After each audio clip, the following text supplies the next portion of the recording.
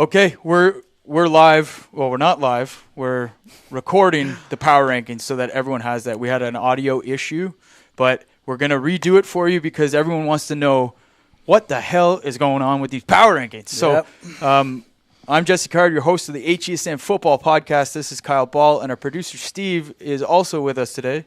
Yo. So we're going to get to it. Tyke, 6 versus 6. Yep. What's going on there with the rankings? First things first, I just want to give a quick I just want to let everyone know what the power rankings are.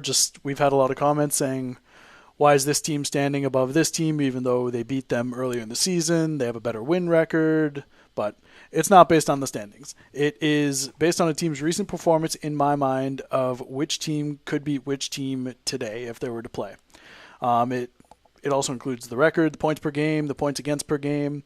A win doesn't mean you're moving up. A loss does not mean you're moving down.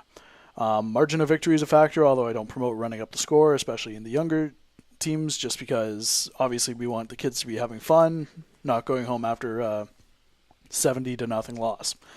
And matchups from earlier in the season don't always go into the rankings, especially if it was a long time ago, like in week 1, as is most of the cases in these the comments that I'm about to read.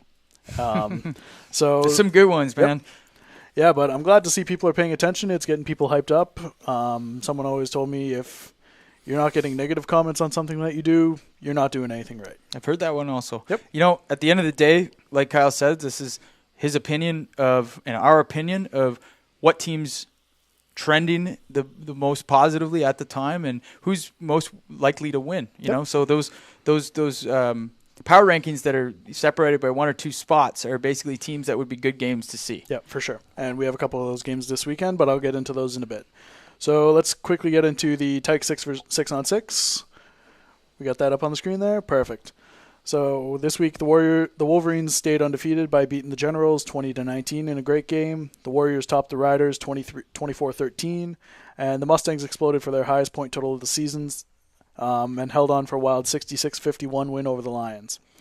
We only got 2 weeks left in the regular season here, so I went out to a couple games over the weekend. They had the 6 on 6 is a great program. Yeah. As we've had everyone say on the podcast, Yep. It's an amazing program. It gets kids the opportunity to play in teams that might not have registration numbers enough for a full-size team. Yep.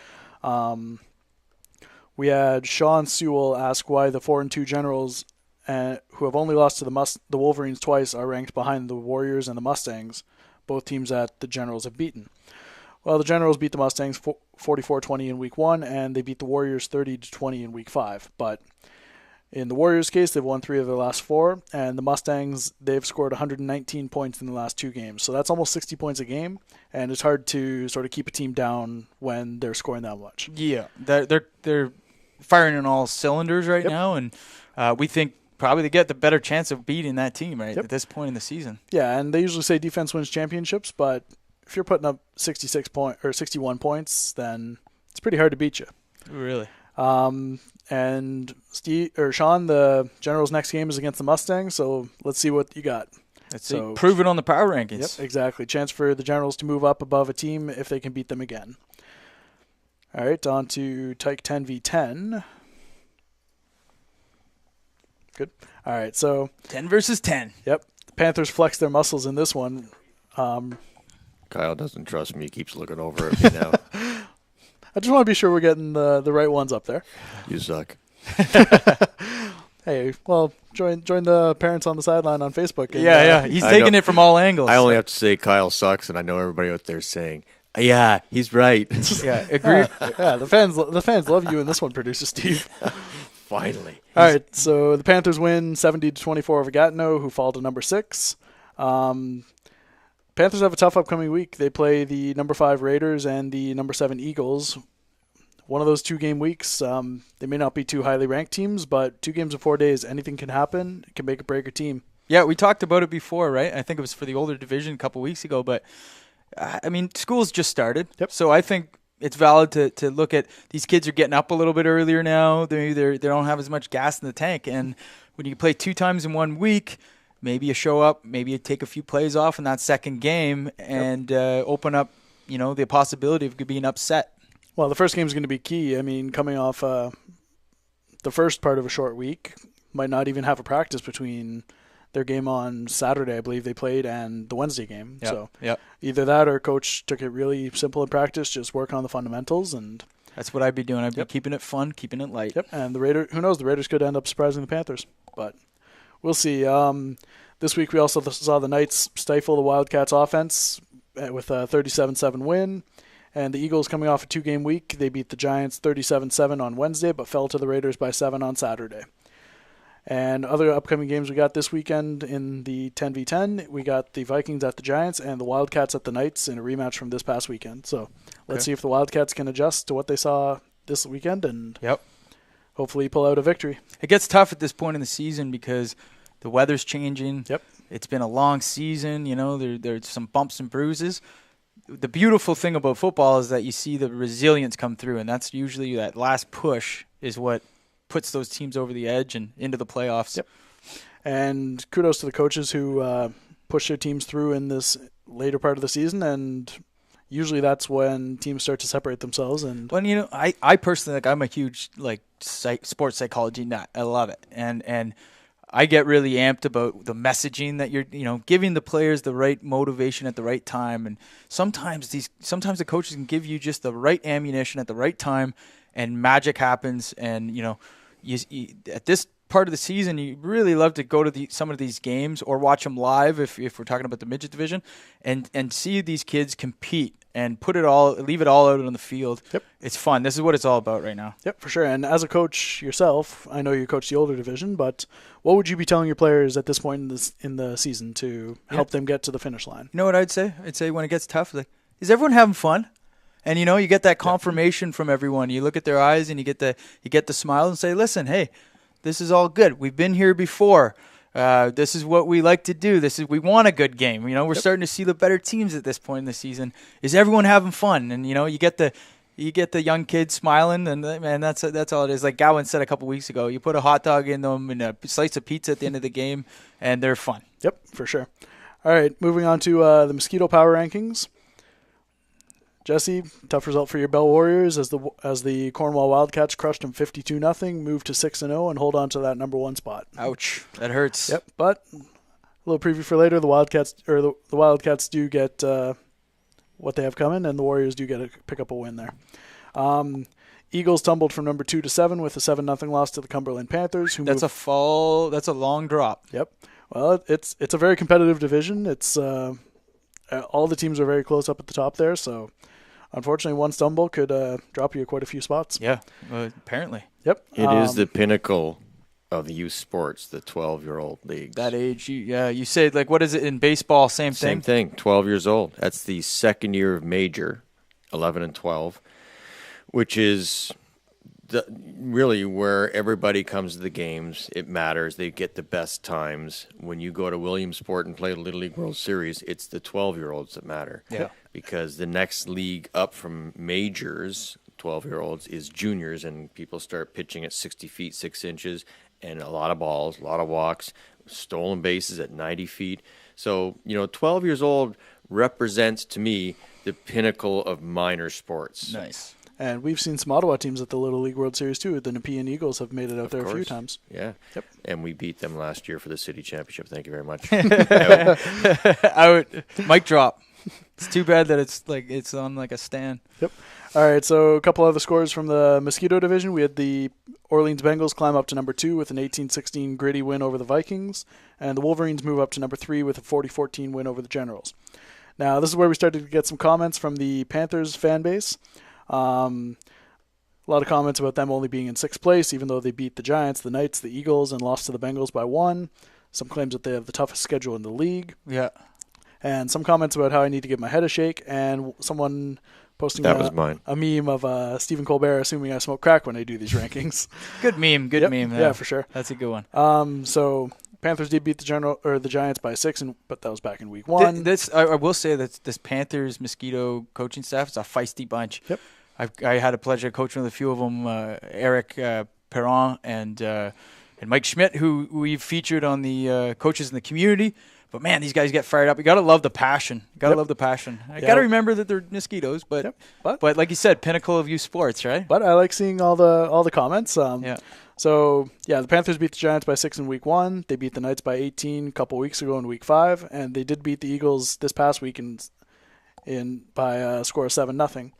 But they did lose 2 games to the Bengals. Yes, one was by 1 point, but the other one was by 19 points. Giants and Knights, they all have an identical 4-2 record. Giants only lost their 2 games by a combined 14 points. 6 points to the Panthers in week 1 and 8 points to the undefeated Wildcats in week 4. The Knights, they lost in week 1 by 7 to the Eagles and to the Panthers by 18 points. But their offense is averaging 38 points over the last 5 games. So their offense is clicking, and just like the Mustangs in the Tyke division, it's hard to stop them at this point. And It is. You got to be able to put points up when it matters most. Yep. I've been on a few teams where we've had great defenses, but at the end we fall short just because you can't put points on the board. Yep. I think I'd rather take a team that's kind of precarious and susceptible to a big play on defense, but knowing that we're going to be able to put up 20 points a game on offense. Yep.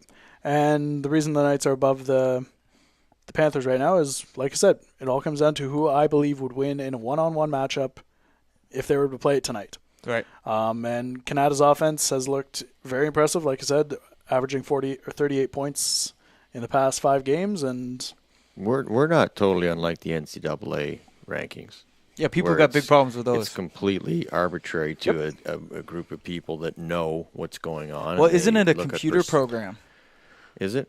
I think it's no, generated. For the NCAA. It used to be. Yeah, it used to be back when they had the BCS championship, but now that it's the new semifinals and national championships, it's the voters. So there's, I believe, 60 people who vote on their top 25, and that's how they sort it out. And it's funny because in the U.S., there's no more passionate people than alumni of schools. And you can't tell me that those people who are voting are not alumni of one of the other schools. Yep. Yeah. It's not a perfect method. So I always, as much as I'd like to hammer Kyle, with the rest of the crew, will always defend him because I say, who else is out there to more of these games at all the levels than Kyle? Yep. And I'll say that because I know Jesse pays him. Well, you know what? It's true. You get a good. You're getting a real sense of Ottawa football here. I hope you're ready for it because you buckled up and you've stepped up to the table. You're cutting the highlights. You're seeing all the games. You're looking at the score differentials, and you're putting these power rankings together. And like we said from the start, man, it's good to see people reacting to them because that's the idea. We want people to be talking about football and excited to see what we think. So it's been a lot of fun. Yeah, for sure. And like you guys said, I go to a bunch of games. This past weekend I was in Cornwall, and last weekend I was in East Ottawa watching the Warriors. I checked out a couple Tyke 6v6 games this weekend, and it's been a great time. I love the atmosphere of Ottawa football, and I'm looking forward to the final few weeks of the season. Hell yeah. And looking forward, we got a couple of great matchups in the Mosquito Division this week. We got number 1 Cornwall is hosting the Gatineau Vikings. The number 2 Bengals are playing the number 4 Giants Saturday in Gillow Julian. That'll be a great one. That'll going to be a great matchup. And I was thinking, a lot of times at this point in the season, that Gillian Field gets really muddy and sloppy. In fact, last year at Pee Wee, Christian Villeneuve played. It was like a 1-2 matchup at the Pee Wee division, Giants Panthers, and he broke his collarbone just because he fell in that slop. So. That's going to be a tough. That's going to be a tough place to play down the stretch in this playoff run. So hopefully the Giants can use that for home field advantage. They know what it's like to play in the mud. And they're not a turf team. Yep. Yeah, and the Bengals they play at Millennium, so they're used to that turf field. They've got it easy. Yep. So we'll see what happens on Saturday. And for all you Panthers fans, you're playing the 14th ranked Generals this weekend. So let's see what you guys really got. So hopefully put the number 2s out there. Yoke. Burn. All right, so on to Pee Wee rankings.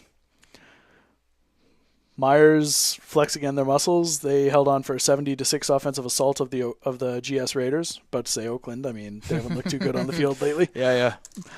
Stick to the GS. Yep. We had the Bengals top the Vikings to move up to number 2, and your Bell Warriors top the Wildcats 32-2. We had Tyler Beagent on offense looking unstoppable with his speed and cutting ability. I think you said his dad said he was a track star. Yeah, we talked a couple episodes ago I've been informed that he runs track 100, 200 meters. I'd say that the O-line needs some praise as well because they're holding their blocks to give him the ability to hit the corner. Yep, and then they're moving down the field. They're down blocking. Yeah, they are. They're staying with it. They're staying with the run. So that's a team effort there, but they look good. Yep, and also shout out to Jeremy on the Bell Warriors. Another punt return for a touchdown for him, and he's a big guy. He is. He's hit his growth spurt early, and he's got a lot of swagger. Yep. If you watch this kid, he's not in his head when he's on a punt it'll make return. some coaches cringe because you see the whole overreacting when it's a play. It's not even that good of a play, but or sometimes holding the ball out here while he's running. Yeah, I'd say I love the attitude. You need a little bit of that swagger, but watch out because the refs are watching.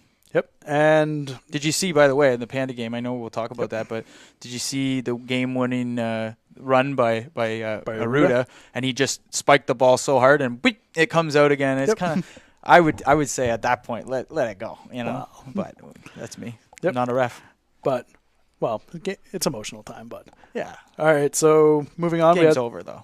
Still on the Pee Wee rankings, we got the Panthers beating the Nepean Eagles 26-12, but they dropped from 4 to 5. Now, again, that's a very competitive division up at the top there, very close between all top 7 teams at least. Yep. Once again, Panthers fans, you let me hear it.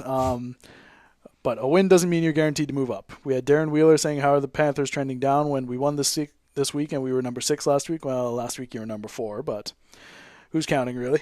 And Mark Ouellette, Cumberland wins a big one and still drops. Odd, but again, it's very close. The Generals impressed that week. We had the Bengals and the Warriors, the Riders. They all impress. So we'll see what happens with this week for the Panthers.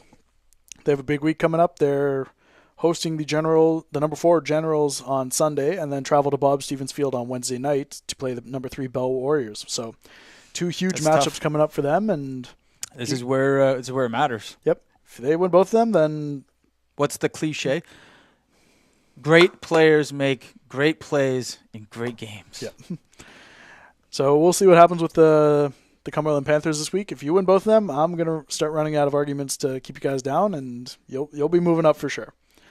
But you guys got to show me what you got on the field. I'm loving this. I'm just sitting back and listening to this. He's counter-punching all these comments. Yep. It's great. Keep them coming. That's the great thing about this platform is I can see your comments on Facebook, and I can respond to you guys on the podcast. Yeah. Tell us what you think about the podcast. I mean, we're still working out some live technical difficulties. Yep. But, I mean, do you love the show? Do you like us talking about this week to week? Is Wednesday a good day? You can help shape us. This is for you guys. Yep. All right. Let's jump over to Bantam Power Rankings. And surprisingly, no complaints from the Cumberland fans here as they remain undefeated. What's there to complain about? Exactly. You're number 1. You're undefeated. You took down the number 2 team for the second straight week. You dropped the Bell Warriors 32-0. Bell drops to number 4. And it sounds repetitive, but can anyone stop Cumberland? Their schedule gets a bit easier from here. No disrespect to the teams that they're going to face, but they're playing the Bengals tonight and they're hosting the Lions on Saturday. So 2 teams that are a bit lower in the rankings. Yeah, the Lions, I think, maybe pose a bigger challenge for the Panthers at that division. But really, the game was this weekend, Bell. Yep. And Bell had home field advantage. It was a turf game. The weather was good. You saw early on that the Warriors are able to kind of ground and pound up the middle between the tackle and with that big Trey O'Brien and Kai, and they even had their other running back back. But the thing that you find with that Panthers defense is their rally ability. They really pursue the football as a unit. They gang tackle. They swarm the ball carrier, and you can only really chip 2, 3, maybe 4 yards at a time, and you're just going to end up punting. And when you give the ball back to the Panthers offense, points are going to be hailed on you. Yep. Even without Fabrice, they've adapted, and Coach Karate, kudos to him. His defense was ready for Trey O'Brien. They were swarming the ball like. Well, that's not Jeff's team. That's Bantam? Yeah. He's not coaching. That's his son's on it. Oh, sorry, my mistake. But that's Dave Fletcher's team. Yep. There and his staff, but doing a phenomenal job. And can they be stopped? It doesn't look like it. At this point, I don't believe it'll be done. Bengals and Lions. the Lions might stand a chance. They had a great game against Canada this weekend. They lost. Once again, their strength is that running game with 47. So their big physical offensive line, they're going to get in there. It's going to be a battle, but I think you're going to need a quick strike offense to beat these guys, because the Warriors showed that even with that rumble tumble offense it's gonna punish you, that defense on the Panthers is up for the challenge. So it doesn't look like they're going to be stopped. So like I mentioned, there's a new number 2. The Canada Knights now take over that role from Bell Warriors. They outpaced the Lions 35-28, and I want to see that rematch. Yep, and the Lions dropped from 3-6. The number 3 Eagles dismissed the number 9 Bengals 29-1, and the Red Blacks crushed the Riders 48-12. And unfortunately, the CFL game wasn't the same result. Yeah, it would be nice. Yep. So we saw Rito climb up to number 5 after starting the season 1-2. They've won 3 straight and are sitting at 4-2. They got the Wolverines and the Knights left. So tough schedule, but they're looking to come back from that dreaded 1-2 start and hopefully be one of the final teams standing. Yep. Yeah, they might present a good challenge for the Warriors, or the Panthers, but we'll see. Yeah, I want to see that Canada rematch. Yep. And jumping over to Midget, we got Bella Norseman shut out the Canada Knights 29-0 in a matchup that we were looking forward to at the beginning of the season, but unfortunately the Knights just haven't been the same since. Yep. And you know what? They've been, by all accounts, they've struggled with numbers. I think Sacred Heart's a high school that started up a program last minute. A few players left to go play there, and I mean Sacred Heart hasn't had a football team in years. I think since Steve was a high school player that. Yeah, that was the leather helmet days. I'm kind of shocked. I'm looking at the midget rankings here. Our inaugural broadcast, the Bengals and the Knights. I thought this Knights team, will anybody beat them? And I'm looking, they're in 6th with a down trend. Yeah, they've had injuries. They're Canada. Talk to me. Yeah, you know, Jimmy is, I know he's doing his damnedest. He's a referee, he's a firefighter. I think he's a great coach, and he's great for this team. They've got some players, you know, I think there's been some work conflicts. The high school scooped up a few players. They've just had some freak unlucky injuries. But I will say that they're you know, they brought it to them in the first half. Yep. I think it was 7-0 going into halftime or something like that. So or 7. I mean, I can tell you as a midget-aged coach of baseball and hockey that this is a tough age. 15 and 16 kids are getting their licenses. Yep. They got jobs. They got girlfriends. They got other commitments, other interests in life. You know, up to this point, sports have been everything. You know, mom and dad going out to the games.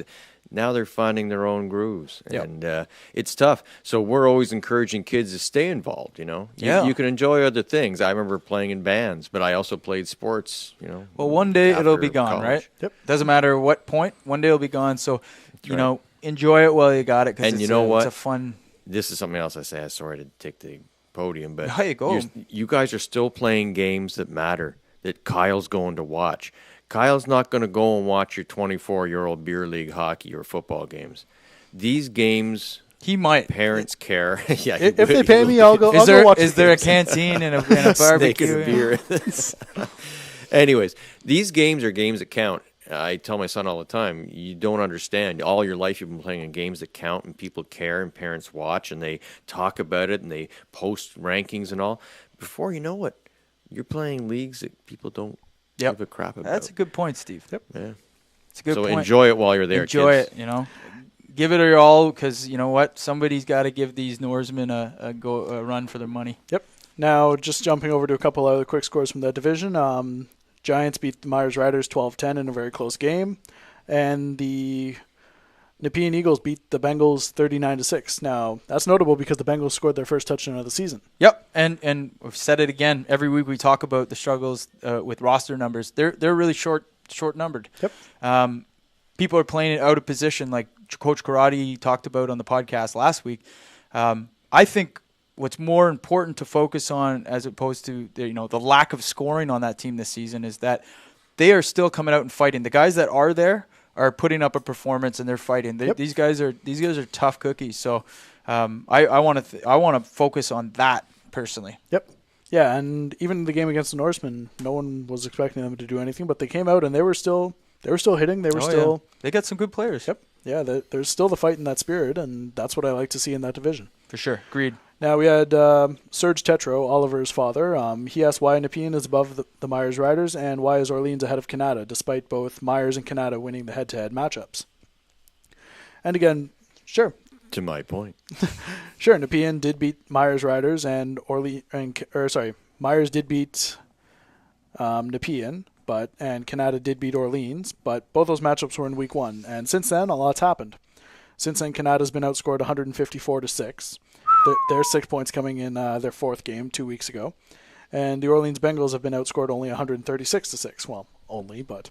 Are there any significant injuries that maybe we're missing? There might be. In the film, I don't... You're not privy to that. You're not given the medical reports every week? No, I don't have Michelle Tafoya on the sideline reporting what's going on there. But any of those teams that want to give us updates as to their week-to-week status, feel free. Yeah, you know what? We can use it. You reach out to us on social media, email us from the HESN website, hesn.co, or even what I like is I've been monitoring the HESN hashtag on Instagram and Twitter. So you could even just go hashtag HESN or hashtag HESN update, whatever you want to use, and we'll see some of these updates. You can even post some pregame stuff, and we'll add it to the podcast. We need your information to be able to know what's going on and have the pulse of U Sports. Yep, for sure.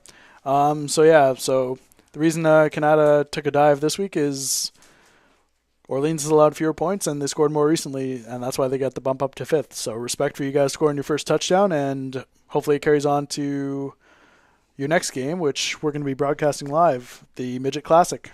That's right. So the Midget Showcase is on Thanksgiving Monday, and typically this is a great event. Lin Vao has been really instrumental in developing this and keeping this tradition going. And this year we're going to have 3 matchups. They look to be a little bit more predictable. I hope not, but HESN Live is going to be there with the broadcast team for all 3 games. I believe it starts at Quinns Point, 9 a.m.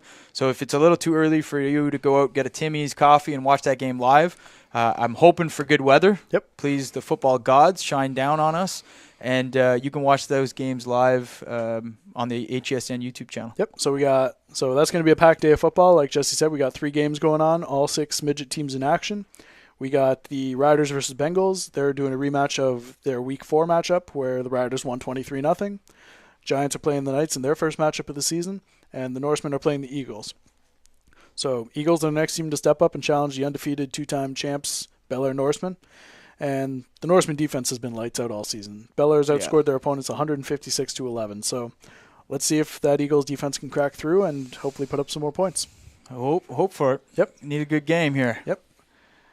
And you want to touch on the Panda game quickly? Yeah, I just think it's important to talk about the fact that that's 4 in a row. Yep. Right? 4 in a row for Carleton. I mean, Pedro the Panda, he could have completed a whole program there by now. That's good. It looks like the competition there, you got Western sitting at the top. You've got Laurier, Mac, and Ottawa U in the fight there, yep. like 4-1, 4-2 records. Western's going to choke, you know that, right? So this is going to be a fun wrap-up, and maybe we'll see Carleton playing the GGs in the playoffs. I hope so. That'd be a fun game. I mean, it's top 8 to make it in the OUA into the Yates Cup playoffs. So Carleton, that was a season-saving win. Right now, they're sitting at 2-3, and they didn't want to drop to 1-4 in that little pool there with York, Toronto, and Queens. Yeah. So we'll see what happens. Shout out to Mike Arruda for the game-winning touchdown and the massive spike. Yep. Drawing the flag, that was awesome. Wow. Double overtime. You already won the game, so I think there's nothing wrong with that. It's a very emotional moment. Ottawa-born For player. sure. He played in Gatineau with the Vikings. Good to see. Yep. In front of 24,000. Now, is there a bigger stage in CIS football to win a football game like that? I don't think there is. I mean, it's a crazy atmosphere. 24,000 people. I know. Vaniers don't typically get that. Nope. So, and it's a great rivalry. Ottawa, U, and Carleton. Great rivalry. I know a lot of people in town look forward to it. I saw a lot of people over the weekend with Gigi's gear, Ravens gear. Oh yeah. And one thing I've noticed is Ravens gear has been around all year. It's not just around this time of year. I'm seeing a lot more of it through. More visibility, Yep. yeah. Well, I think they started a store there a couple years ago, but Because it's on sale. is it on sale? I don't know. But you know what? I think this is the perfect time of year. We're gonna have a wicked finish to the NCAFA season and the OUA playoffs and the Red Blacks. We'll see what happens with them, right? Yep. Everything's going that way, and we want to talk a little bit about. Our goal is to like cover as many games as we can. We want to have people watching the games, having the highlight recaps going out, and we're recently looking for sponsors to open up HESN once again. It's been about 3 or 4 years since we opened this up to sponsors. So we're going to be asking for some support to keep these youth sports productions going. And we're looking forward to seeing who wants to get involved. Yeah, for sure. One thing I want to see is hopefully we have enough manpower to get to every single game so we can have videos and full game recaps for all the teams. Yeah, for sure. Well, until next time, we did get this thing out, and next Wednesday we're going to go live 10 a.m. again, and we'll make sure that we get it all going. But till next time, I'm Jesse Carr, the host of HESN Football Podcast with Kyle Ball and producer Steve. We'll see everybody on Monday. Well, one more thing I just want to touch on. The GS Raiders, they're hosting Ashton Dixon Day on October 14th at Barry Holly Field. They're doing a bake sale with 50-50. All proceeds are going to benefit Ashton's unborn child. And Ashton was a former Raider from 2000 to 2008 and St. FX graduate who passed away on June 26th. Yeah, I think we've been reporting on too many of these tragedies in the football community this year. But if you get a chance, go out and support that day because he was a great player here in Ottawa, and I'm sure he could use and his family could use your support. Yep. So next Saturday, Barry Holly Field. If you want to make any donations, contact the Pee Wee manager, Maria. All that information is available on the Gloucester South Raiders website. Awesome. Nice job, gents. Until next time. Adios.